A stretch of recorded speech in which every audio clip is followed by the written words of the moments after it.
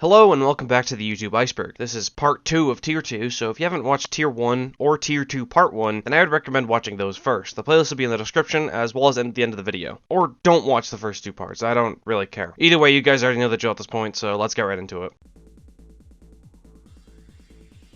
HEYYEYYAAEYAA, also known as Fabulous Secret Powers, is a video originally created by Something Awful user Slack Circus, featuring edited footage of He-Man and the Masters of the Universe, making him sing What's Up by 4 Non-Blondes. A version of this video was uploaded to YouTube by user ProtoSnag'em with the intro cutout and has since garnered almost 200 million views, becoming a popular internet meme with many parodies and references. Johnny Johnny Yes Papa is a nursery rhyme commonly used in YouTube Kids videos about a child named Johnny who was caught eating sugar, with one interpretation by Lulu Kids reaching over 6 billion views, becoming the third most viewed video on YouTube. There are a lot of different Johnny Johnny Yes Papa videos on YouTube, a lot of which are low quality and bizarre, leading the song to become a bit of an internet meme in 2018. Boogie2988 is a YouTuber who's been around since 2006. He's most well known for his character Francis he plays, who's characterized as a fat nerd who gets angry all the time, as well as his weight loss videos. This character is in stark contrast to his actual personality, who's actually a pretty chill guy.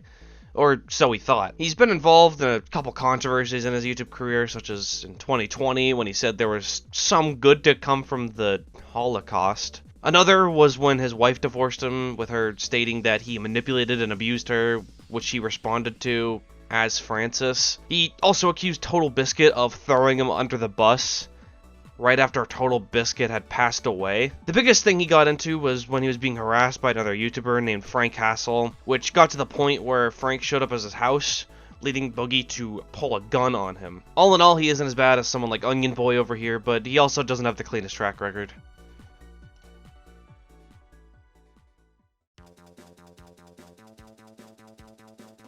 Where the fuck do I even start? Christine Weston Chandler, better known online as Christian, is a vlogger, artist, musician, cult leader, accused sex offender, and internet legend. It's even harder to summarize their story than it is for someone like Onision, but I'll try my best. Christian is a severely mentally ill person who is most well known for two major things, one of which being their webcomic Sonichu, which features the character of the same name being a combination of both Sonic and Pikachu. Sonichu features incredibly crude drawings and terrible writing, which is often based on things that happen in Chris's real life, such as girls they've had crushes on. Which leads us to the next thing they're known for, the Love Quest, which is their self-imposed quest to find a girlfriend and lose their virginity. Chris is very creepy around women and has less than ideal views about relationships and stuff like that. Chris was eventually found by the Something Awful forums and later 4chan Encyclopedia Dramatica. This happened in 2007 and led to a lifelong cycle of being harassed by internet trolls. They've had to deal with an evil arch nemesis, trolls impersonating potential love interests, imposters,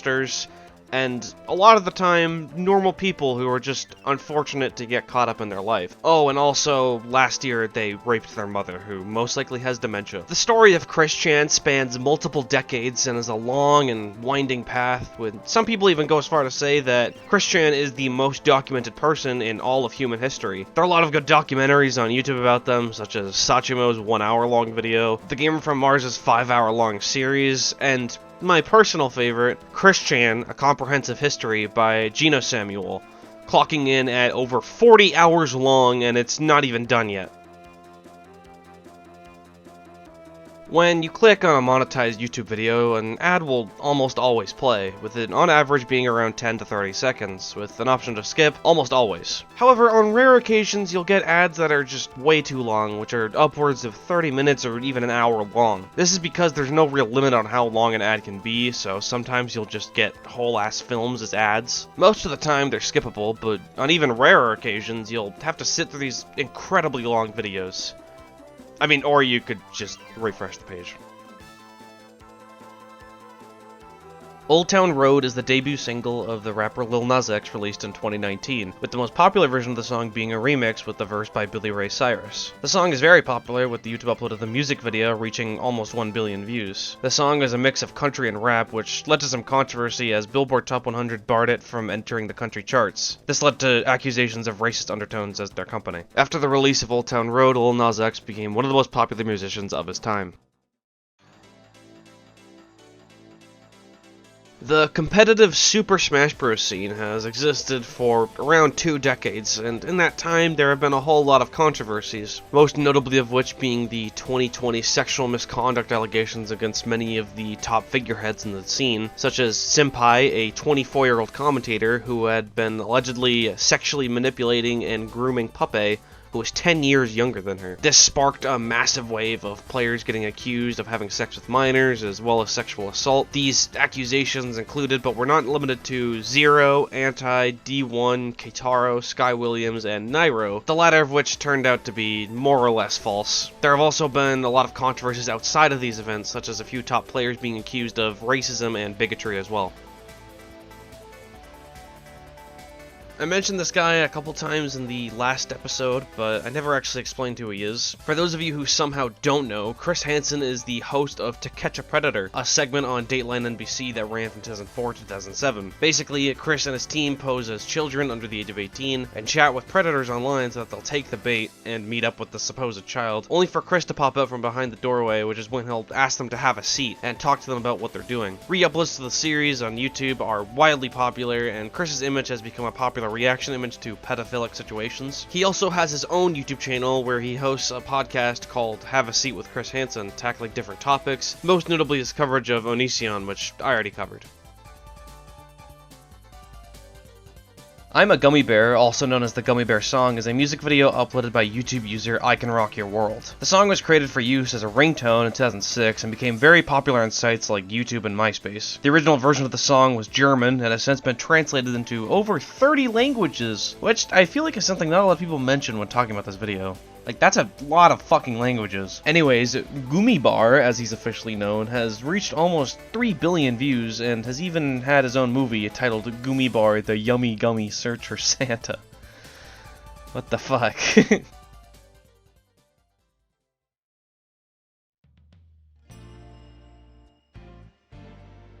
Plastic Love is a city pop song released by Japanese singer Mariya Takeuchi in 1984. It was mildly successful, but nothing popular enough for her to become well known to Western audiences. This was, of course, until 2017 when a user named Plastic Lover uploaded the song to YouTube. This is possibly the most iconic case of YouTube recommending something to everyone for no clear reason, as the song received millions of views until a copyright claim in 2019 from the original owner of the album art. The song has received hundreds of remixes as well as fan art, and the resurgence even caught the attention of Takeuchi herself, who created a music video for the song 35 years after the single's release. The album art has become the face of future funk, a subgenre of vaporwave that is characterized by remixes of city pop and other 1980s Japanese music. The globgogabgalab is a clip from the animated film Stravinsky and the Mysterious House, uploaded to YouTube on March 4th, 2015. Although it didn't seriously gain traction until February of 2018, when it was posted to the subreddit r/YouTube haiku. The clip features a fat, ugly, disgusting worm thing who sings about how much he loves books. The video quickly became popular because of the bizarre animation of music. It got many remixes and mashups, including being sampled in an official Kanye West song. That's 100% serious, look it up. Kanye West Remote Control, it's on Donda. Maximillianmus, who you may remember from part 1 being the oh yeah yeah guy, is kind of a terrible person. Once he gained subscribers, he did everything in his power to abuse the following he had, such as making them spam YouTube comment sections with the, oh yeah yeah thing, as well as going to streamers' chat and having them spam racist and homophobic things and pin it on other YouTubers he didn't like, all orchestrated through his Discord server. Max has also done things like force a mentally ill streamer to eat their own shit by use of threats, as well as relentlessly harass and bully small content creators who have done literally nothing wrong. On one occasion, another YouTuber named Weiss tried to set up an interview with Max, which led him to make his rabid fanbase dox, threaten, and stalk Weiss for over a year, even going as far as to harassing his girlfriend and making fun of her for her father passing away. Also in this server, there was a lot of child porn being shared, which Max defended, saying it was just a funny inside joke, so, that's always fun. On November 10th, 2021, YouTube began hiding dislikes from their videos, with the explanation being that there are sometimes dislike attacks used to harass YouTubers and brands. The change was hugely controversial, as dislikes have always been an important part of the YouTube ecosystem, and honestly, I always thought it was funny that they're hiding dislikes because if you remember, the most disliked YouTube video is YouTube Rewind 2019, which is, you know, made by YouTube. Luckily though, the data isn't gone, so there are Chrome extensions you can get that unhide the dislikes. Community captions were a feature of YouTube where viewers could contribute subtitles to videos so that the original uploader didn't have to bother. In 2020, YouTube removed this feature, stating that it wasn't used that much, and when it was abused. This announcement led to moderate backlash from the YouTube community, and the feature hasn't been replaced since. minilad is a YouTuber who makes videos on multiplayer games like Garry's Mod and Cards Against Humanity, as well as doing Try Not to Laugh videos and Reddit post reaction videos. He often collaborated with the Vanoss crew until they got into a huge deal of drama relating to him badmouthing others, but that's not the important thing. In 2020, 2 women accused minilad of sexually manipulating them while he was in his 20s and they were underage. After that, his ex-girlfriend accused him of being toxic and manipulative, which led him to make an apology on Twitter, which many thought to be a pretty shitty apology that didn't address the issues at hand. He didn't formally address the situation until 2 whole months later, with a video titled Clearing the Air. And after that one didn't do so well either, he issued another one in December of 2020 called My Apology, which was fairly well received until people started accusing him of cropping out stuff to make himself look better. Then he returned to normal uploading in June of 2021, and he's been uploading on YouTube ever since.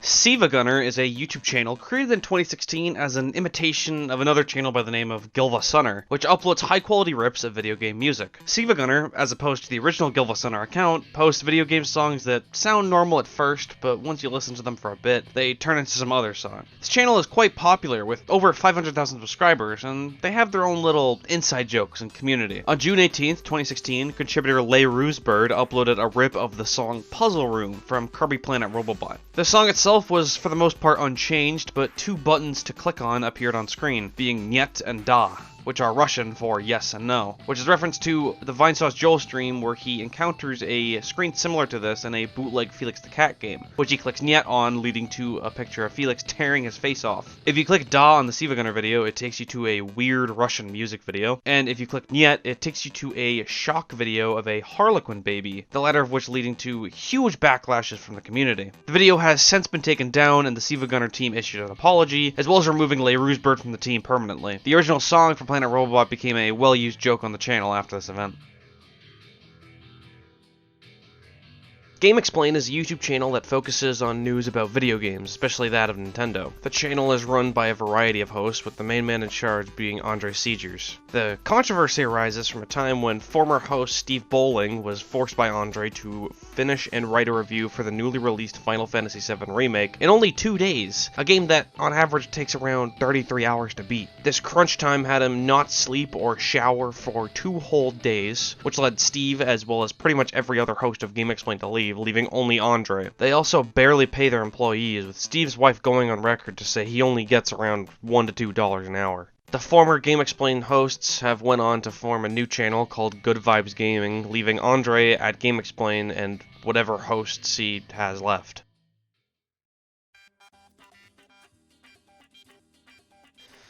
Yeah, more PewDiePie drama. In February of 2017, the public began noticing an odd trend with PewDiePie's videos, noting anti-Semitic and just generally hate speech-filled contents. Most notably of these were a video where he was browsing Fiverr, an online marketplace where people allow themselves to do small one-off things for very low prices. To test this out, he paid 2 Indian men to hold up a sign saying "Death to all Jews" into a camera. While racism wasn't the original intent behind the act, probably, maybe, hopefully, advertisers caught wind of YouTube's big boy shitting his diapers and pulled out of the platform. There were also other events that led to this, such as the backlash to the Kendall Jenner police brutality Pepsi commercial, which led Pepsi to pull off all ads on YouTube. This event was soon colloquially known as the adpocalypse, which would be the first of 4, the other 3 being stuff I'll talk about in the next tier. The adpocalypse is the most likely reason why YouTube loves shooting the demonetization gun so frequently nowadays. Tanamojo is a YouTuber who does a variety of content. She's fairly popular, having about 5 million subscribers. However, she was apparently not popular enough to be a featured creator at VidCon, an annual convention held for YouTubers and other internet creators. She was personally offended by this, and in response she created her own convention called Tanacon, which ran at the same time in a close area. Tanacon was a fucking disaster, as she grossly underestimated the amount of people who would be showing up to the event, and also didn't plan it until under 2 months before it was supposed to happen. The line was insanely long, people sat outside on a summer day in Southern California and got sunburns, and then when you actually got to the convention center there was nothing to do, it was super crowded, there was no food. It's just considered to be one of the worst fan conventions ever held, which is honestly saying a lot because competing with shit like DashCon and Rainforest. Super chatting is essentially YouTube's equivalent to Twitch's donation messages. They're these messages that people will spend money on to appear for a bit at the top of chat channels, and streamers will often read their messages and thank them. Kiryu Coco, or Coco channel, is a VTuber who specializes in gaming content, and she's the most super chatted channel on YouTube. That is, at the time that this Iceberg chart was released. Now it's Rushia's channel, another VTuber that's part of HoloLive. The top super chatted YouTubers are almost completely dominated by HoloLive VTubers because people like to throw money at fictional characters. Source Filmmaker and Miku Miku Dance, commonly known as SFM and MMD respectively, are two programs used to make 3D animations with existing models. SFM is built off of Valve's Source engine, which is used in games like Half-Life 2, Team Fortress 2, and the Portal series, and MMD was created for the Vocaloid Hatsune Miku. Many people use these programs to create amateur animations and upload them to YouTube, with some using the jankiness of the software for comedic effect. These have a pretty big community that's closely tied to the YouTube poop community, especially in terms of senses of humor.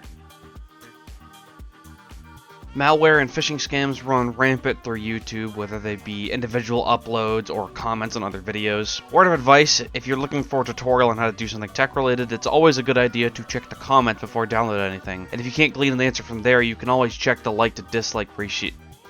Oh, yeah.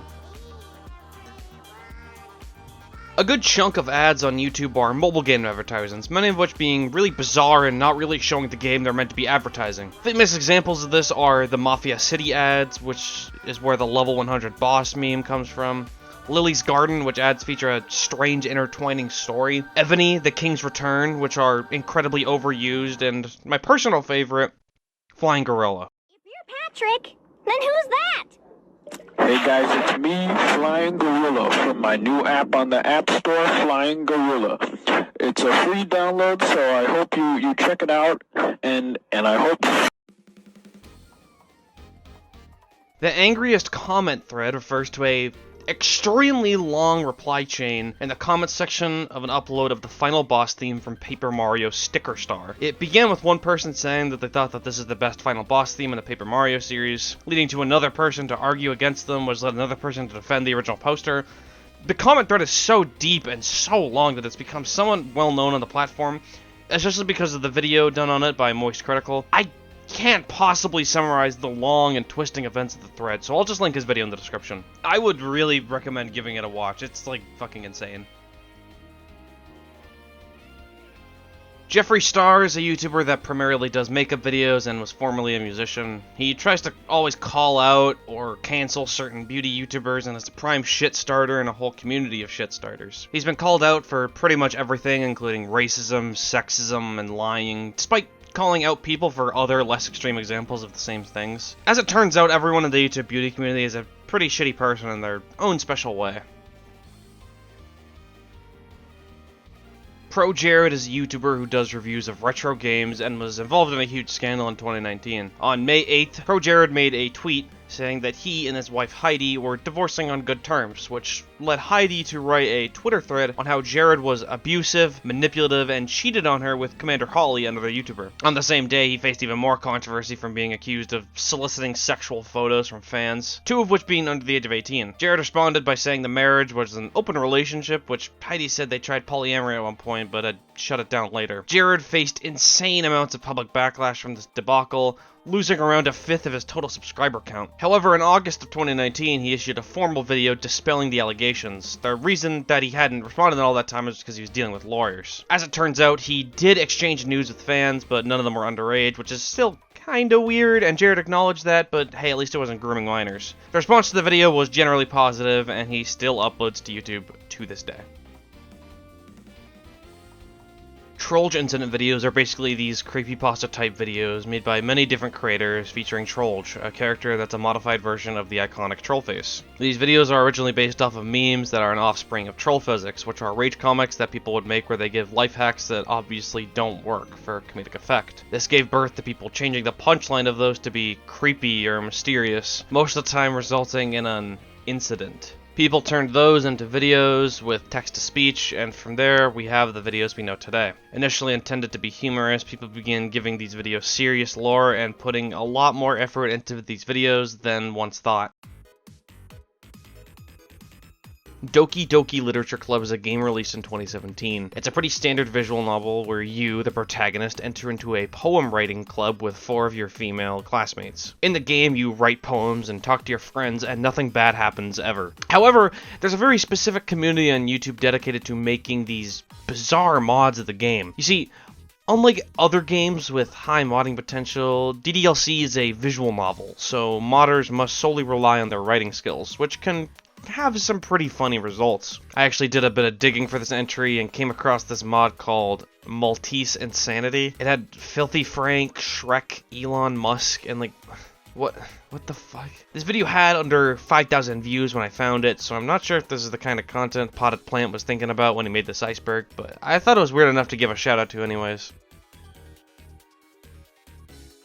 Mask is a song released by popular Minecraft YouTuber Dream, released in 2021. It's meant to be a song about his struggles with anxiety and ADHD, as well as feeling like he doesn't belong. The song and music video have been criticized, like, a lot. The lyrics are incredibly shallow, and many have easily interpreted it as Dream telling his audience of young children that you shouldn't take the meds your doctor prescribes to you to feel normal. It's pretty funny because the video identifies said pills as normal pills, and the doctor's prescription reads, "You are not normal." The quality of animation is also subpar, as you can probably tell by now, since Dream hired a team of people known as Fire Productions, who literally only do Minecraft stuff and have no experience in whatever art style that's supposed to be. 2 months after Dream posted the music video, after the dust had settled, Dream quietly took the video down from YouTube. In July of 2021, Kiryu Coco, the VTuber I mentioned earlier, went through what's called a graduation in Hololive terms. What I can gather is that this basically means that a VTuber will leave Hololive, usually on good terms. This may have come as a surprise to many, considering, like I said earlier, she was the most super chatted user on the entirety of YouTube. In other words, her channel was thriving. The reason this happened was because of one fatal accident she made while streaming back in September of 2020. She was showing off our YouTube demographics where it says what countries are the most common among her viewership. Besides Japan, her largest audience was Taiwan, which she announced at the stream in a 10-second clip. If you know anything about the political climate of China and Taiwan, you'll know that she fucked up. Many Chinese nationalists began boycotting, harassing, doxing, and even sending death threats to the real-life person who runs Kiryu Coco. This incident got so bad that it even led Japanese officials to hold a governmental meeting regarding the matter. Afterwards, Hololive completely pulled out of China, along with any collaborations with Chinese companies, and they terminated all VTubers who lived in China. What Happened to Our Study Girl is a video by College Music, featuring the mascot of their lo-fi hip-hop radio stream, which is different from the classic lo-fi girl I talked about in the first tier. The video starts with the same loop they use for their streams, but partway into the video it changes. The girl suddenly stops studying and begins breaking down and crying. She then takes out a knife and is about to commit suicide by stabbing it into herself, but puts it down at the last second. The video then fades to black and reveals a message about suicide prevention with links in the description for getting help. In 2020, a former moderator sued YouTube due to mass amounts of emotional trauma she experienced while working for the site. She was tasked with reviewing videos that were reported for violating YouTube guidelines, meaning she had to view videos containing mass murders, abortions, pedophilia, bestiality, beheadings, and other things of that nature. YouTube had wellness coaches to help with mental health, but they weren't offered for people working evening shifts, and even then they weren't licensed for professional guidance. When researching this, I couldn't exactly find where the case went, so if anyone knows, I'd really appreciate a comment. 21st Century is a brand of meme that most likely falls along the YouTube poop family tree. Originating from iFunny, these videos are bizarre and often use loud meme sound effects, old vines, and whatever random ass sources they can find. These videos function as a parody of themselves, as unless you're terminally online, these videos will just be a garbled mess of unintelligible inside jokes. Watching these videos is a good way to reflect on how much of an irony-soaked mess that internet humor has become over the years. Void memes are a type of video that are closely related to the 21st century humor stuff I was just talking about. Basically, it starts out with a video that seems pretty normal at first, usually a TikTok or a Vine, and then randomly the audio cuts out and the person in the video has their face distorted to be as creepy as possible, and it plays a loud, ear-piercing sound effect. This format has also been adopted as images, most notably in the form of rage comics, but the most popular form is definitely the videos on YouTube. YouTube Shorts is a subsection of YouTube officially introduced in 2021. The feature essentially turns YouTube into TikTok with 15 to 60 second videos, and just like TikTok, the feature is best suited for mobile devices as all the videos are in portrait mode, although you can still watch Shorts on desktop as well. The beta was first launched in India September of 2020 due to the Indian ban of TikTok in the same year. YouTube Shorts has become TikTok's biggest rival with over 15 billion views daily. There's a very specific kind of channel on YouTube that takes in stories from anonymous submitters. These channels will then narrate and animate them based on the best submissions. These stories are often really bizarre and in some cases just fucked up. I got introduced to these videos through a tweet someone made about a video called I am breastfed at 16 by a channel called Share My Story, which I really wish I didn't see. Other videos on this channel include My Dad's Girlfriend is Younger Than Me, I Have 10 Kids at age 18, and I Am Wearing Diapers at 17 years old. And this is far from the only channel that makes this kind of content. Now don't worry, as these stories are probably fake, hopefully, but that doesn't make the kinds of links these channels will go to for clickbait any more fucking insane. Pyrocynical is a YouTuber who does commentary videos as well as long-form video essays. In 2020, a Twitter user known as Ivory Ramses claimed that Pyro had groomed him when he was 15, with Pyro being 4 years older than him, and that he had sent him a lot of NSFW and fetish-related content. Many people didn't really buy it, saying that the Discord messages easily could have been faked, or that the account that was messaging him wasn't actually Pyrocynical. However, 2 weeks after the post, Pyro uploaded the video addressing it. He said that the conversations did actually happen, but he never actually sent any sexual imagery, nor was there ever any grooming, stating that their conversations were limited to fantasy roleplay. He also proved with evidence that Ivory had lied about his age and never disclosed the fact that he was 15. All in all, Pyro dispelled all accusations, proving himself innocent, although unfortunately, he still had to stand in front of his audience of millions of subscribers and reveal himself as a furry fart fetish roleplayer, which kinda sucks.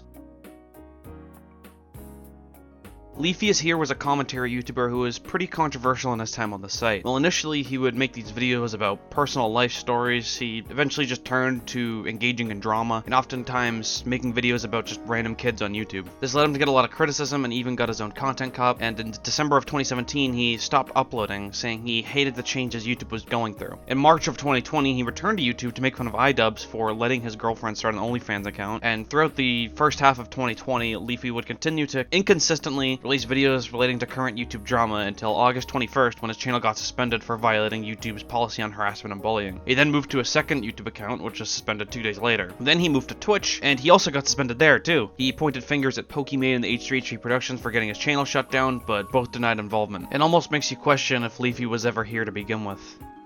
Sorry. Dildo Death Race is a video uploaded by Moist Critical where he and his friends, well, race RC cars with dildos attached to them. There was a strange bug going on when this video was uploaded where if you commented on the video and waited exactly 18 seconds, your comment would be deleted almost always. Critical confirmed both on YouTube and on Twitter that this is not his doing and was instead YouTube being weird. No one really knows why this happened, although the bug has since seemed to resolve itself. Impersonation channels are a popular form of scamming in YouTube comment sections, where people will set their profile picture and username to that of a popular YouTuber in order to convince people to click on some harmful link. These are mentioned in YouTube's official guidelines, stating that it's against site rules to do this and your account will be terminated if caught doing this. And YouTube also has verification badges available to any account with over 100,000 subscribers. Bill Wirtz is a YouTuber who specializes in musical content. He's been on the site since 2013, and often uploaded these short, non-sequitur videos until his first breakout success, History of Japan, uploaded in 2016, where he described the entire history of Japan, often using comedic editing and just singing randomly. He did it again the next year when he uploaded the history of the entire world, I guess. Today, his content is primarily dominated by full-length songs, with music videos featuring his iconic style of editing alongside simplistic 3D rendered visuals. Friday Night Funkin' is an open-source rhythm game released to Newgrounds in 2020 by users NinjaMuffin99, Phantom Arcade, Kawaii Sprite, and Evil Skater. The game has become wildly popular over the past year and a half or so, resulting in a $2 million Kickstarter, and the game is often credited for the resurrection of Newgrounds. With this huge popularity came a huge community and a colossal modding scene, with thousands upon thousands of mods released and possibly one of the largest gaming modding scenes of all time. I'll quickly go over some big controversies in this community, of which there are a huge amount of. The More Ultra created the Bob and Bo mod and was exiled from the community for mistreating the staff of his mods and having an 18+ account where he drew porn of himself and his friends fucking, some of which being underage. Ceramic Skin Studios, creator of the Brightside mod, was alleged to engage in erotic roleplay with minors. Revy, the director of the Sonic.exe mod, was revealed to groom multiple people as well as lying and manipulating the community. The Sky mod, created by BB Panzu, was removed from Game Banana after people started making porn of the character, who was created by BF's wife Forever, an underage girl. The Versus VTAN mod was created by an anonymous 4chan users and features racial and homophobic slurs, as well as lolly porn snuck in there by one team member. Speaking as someone who casually follows the game, it's possibly one of the worst fan bases a minor with unsupervised internet access can fall into. And to think it all started from a fucking Newgrounds Flash game. Free Guy is an action comedy film released in 2021 by director Sean Levy, where an average person discovers they're an NPC in an MMO. The film has many references to pop cultures and video games, such as the Avengers, Star Wars, and Fortnite, and the film also features cameos from YouTubers and content creators, such as Jacksepticeye, Pokimane, Ninja, and DanTDM. Keemstar is the host of Drama Alert, a channel that aims to cover YouTube drama in a news-type fashion. Although he may be well known for being a cock, you might expect the host of Drama Alert to stay out of drama and simply report it. He instead takes it upon himself to encourage and sometimes even start drama himself. He's gotten into feuds with YouTubers like Leafy, iDubbbz, Grade A Under A, Pyrocynical, Pokimane, H3H3, Review Tech USA, Philip DeFranco. I mean, Keemstar is the drama boy. He's used a bunch of racial slurs in the past, and in 2016, in response to Total Biscuit, who at the time was diagnosed with cancer, he told him how he, quote, can't wait to report his death, which of course, Total Biscuit actually did die 2 years later. There was also old footage uncovered of Keemstar encouraging a 15-year-old girl to get naked on live stream. At one point, Keemstar falsely accused 62-year-old RuneScape streamer RS Glory and Gold of being a convicted pedophile, making him break down and cry on stream. Throughout 2018 and 2019, when Etika was having a mental breakdown, Keemstar would often make fun of him, calling him a nutjob, and calling anyone with mental illness weak, and even at one point, asking Etika why doesn't he go jump off a bridge, which eventually he did. All in all, Keemstar is just a terrible person who doesn't deserve the following he has.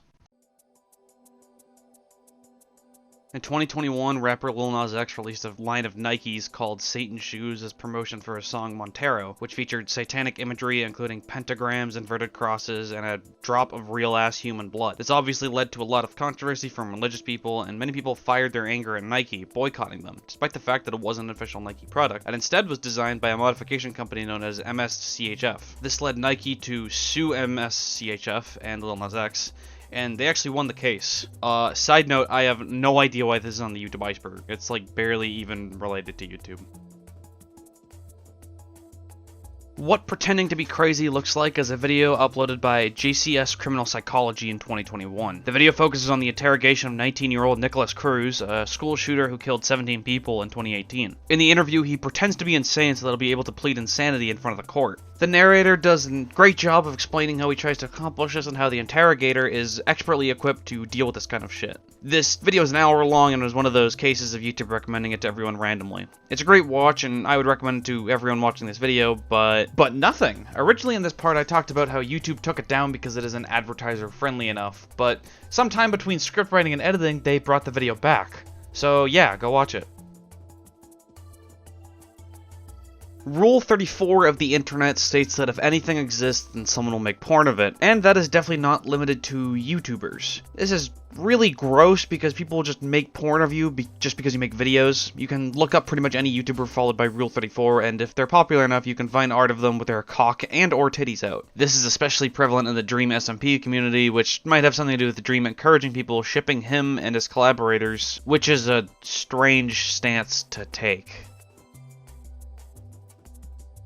ElsaGate was a controversy that started around 2017, referring to those weird kids videos I talked about earlier in the Iceberg, which, to recap, included a lot of explicit, not suitable for kids content that was disguised as suitable for kids, and included imagery from popular children's media such as Frozen and Peppa Pig. These videos include, but are not limited to, graphic violence, sexual situations, fetishes, obscene language, drugs, alcohol, disease, and a strange emphasis on syringes and injections for some reason. These videos have even made their way onto the YouTube Kids side of the platform, as they use childlike imagery to slip through the cracks. There are even ElsaGate videos that use real-ass children, such as videos from the channel Toy Freaks. Many have often stated that the rise in this type of content is intentional, and that some group of people is systematically trying to abuse and traumatize children through YouTube. In response to the intense media criticism, YouTube began cracking down on these videos and reportedly terminated 270 accounts and over 150,000 videos, and demonetized around 2 million. But even with that, the problem still persists to this day.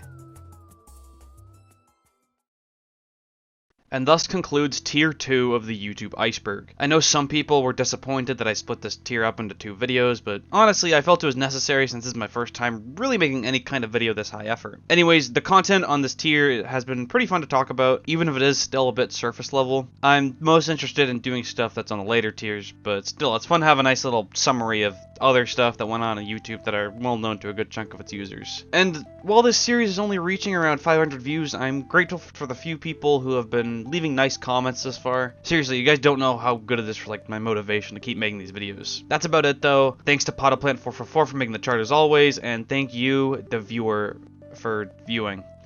See ya.